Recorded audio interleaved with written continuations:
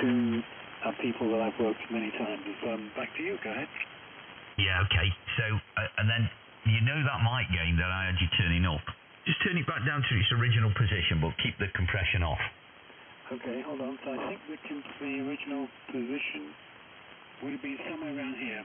This is, this would probably be the original compression. I think also depending on where I'm actually speaking with this microphone, has some effect on the audio.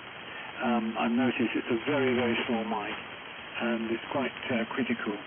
So how does that sound now? Go ahead. Yeah, okay. So for me, with the mic gain up or down, I'm exactly, I'm with what you're saying. I think, it's getting a bit of like, not so much popping, but like the fuzz you might get from being too close to a microphone sometimes. And it's very difficult to hold just in one place, isn't it, when you're chatting away?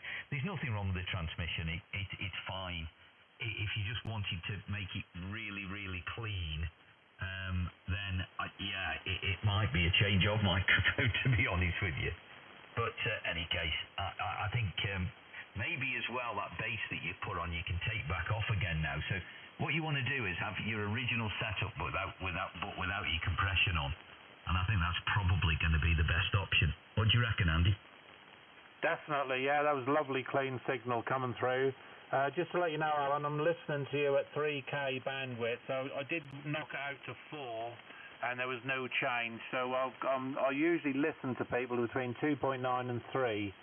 So, just knock that back down and come back again, Alan, and give us some more transmission, and we'll have another listen. So back to you, Alan. So, Andy, what did you want me to do? Just knock back down the bass to where it was.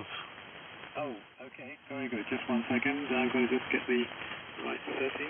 Bear with me a second. And the bass was around about 0.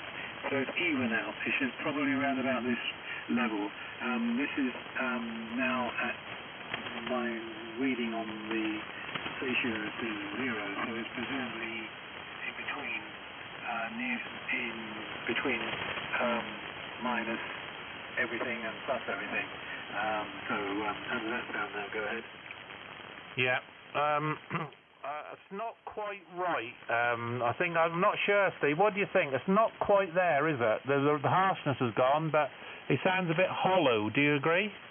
There's just a little bit of something there, isn't there, that's not as clean as it could be, but it's 90% there. It's not bad at all, Alan. We're just being super critical now because you've asked us to listen. I guess if you'd have come on as you were, we wouldn't have mentioned a thing, would we? And in fact, we didn't. I think you were intrigued, but just a slight. But it might be the in your microphone that we're picking up. Alan, go ahead. Yeah, that's probably right. I'm sure that's probably right. I'm going to take my fist away and put. It's a very small microphone, really very small. It's the kind of microphone that you would use for a walkie-talkie, but it's a Kenwood mic. So I'm trying to keep away from having it more on my cheek, as it were, rather than talking anywhere near the mouth, as it were. So, yes. How does it sound now? Go ahead. I think that was clean. What do you reckon? Yeah, that sounded better. Your signal's dropping slightly. I think the band's changing. So what I would do is probably, Alan, leave it like that and use it for 2 or 3 days and get